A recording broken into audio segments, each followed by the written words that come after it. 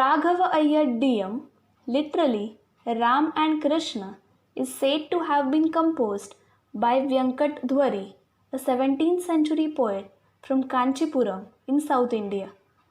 The 30 shlokas in the work tell the story of Ram, very briefly, justifying the first part of the name. These shlokas, if read in the reverse, letter by letter, narrate an episode from the life of Sri Krishna of bringing Parijata tree from the heavens to the earth. By Anuloma or primary order, the shlok describes Sri Ram. I pay obeisance to Sri Ram, who travelled to the mountains of Malaya and Saha with his mind occupied with the thought of Sita and returned to Ayodhya and was sporting with Sita for a long time. Now, by Pratiloma or reversion, the same shlok describes Krishna. Reading from backwards, it is as follows. I bow to Lord Krishna, who is contemplated by penance and sacrifice, who plays with Rukmini and other consorts, who is worshipped by the gopis, whose chest is the sporting field of Lakshmi, and who is adorned with radiant ornaments.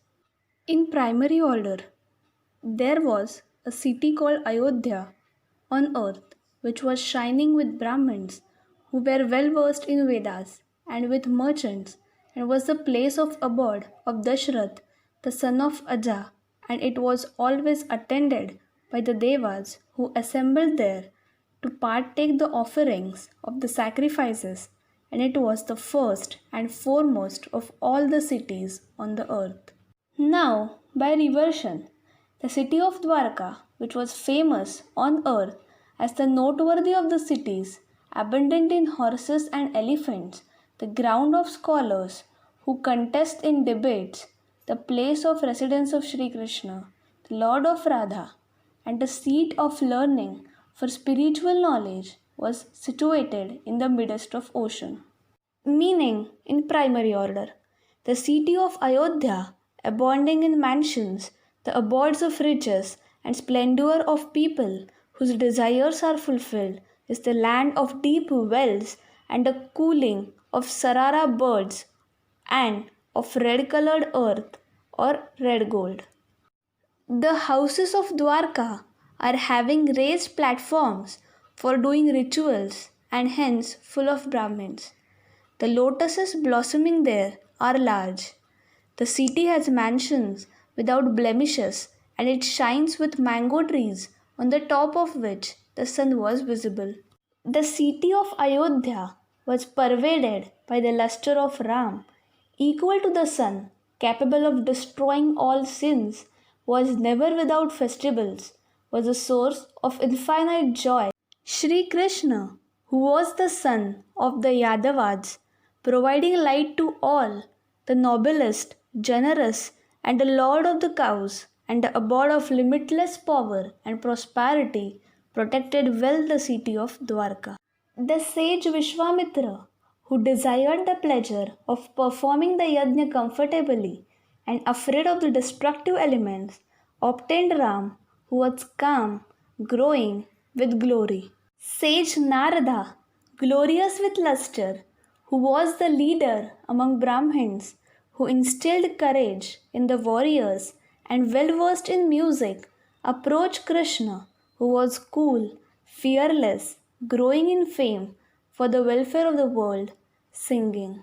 Sita, who was born from the earth, whose words provide uninterrupted joy, who is equal to the earth in patience, true to those who bow to her, obtained Ram, who was in the form of a man, possessed of beautiful lustre. Rukmini, Lakshmi, the daughter of the king, protector of the Devas, a woman of truthfulness, who got Krishna as her husband, obtained the lustrous flower Parijat from Krishna, brought by Narada. Sri Ram, who was always merciful towards aggrieved, who shined like the sun but was easily approachable, and who destroyed the demons, tormenting the sages, became cool when the Parshuram, the son of Renuka, who had all the earth as his wealth, Rukmini, became distasteful of all flowers on earth, which have very little smell, having obtained the Parijata flower while being in Raivataka mountain that vanquished even the Meru. She looked as though she acquired a new body with the luster of flower, shining white with Krishna, resembling a divine being, free of sorrow and always pleasing. Ram, who destroys the army of Asuras quickly with his powerful eyes, which show fierceness, unlike the lotuses they resemble, as he is the abode of protection, lived happily in Ayodhya with Sita in his residence. Rukmini, the abode of joy and welfare, with the Parijata flower, exquisite like a pearl necklace, without fear, went home with Krishna, the king, adorned with Athelsey flowers. The land in Ayodhya, shining with the glory of kingdom, was obtained by the middle wife Kaikai, who was burning and mad with anger for the sake of her son Bharat by sinful means. The slender waisted Satyabhama, who had the best intellect, became possessed with anger and fear quickly without discrimination at the wrong done to her in haste by Krishna by giving the Parijat flower to Rukmini.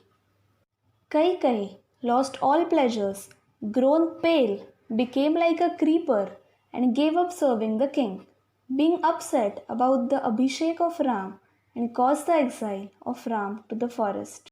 Satyabhama, who has beautiful face, became inflamed with anger as with forest fire, very much upset, and bolted the door of her abode where the peacocks used to live and play to bar the attendants.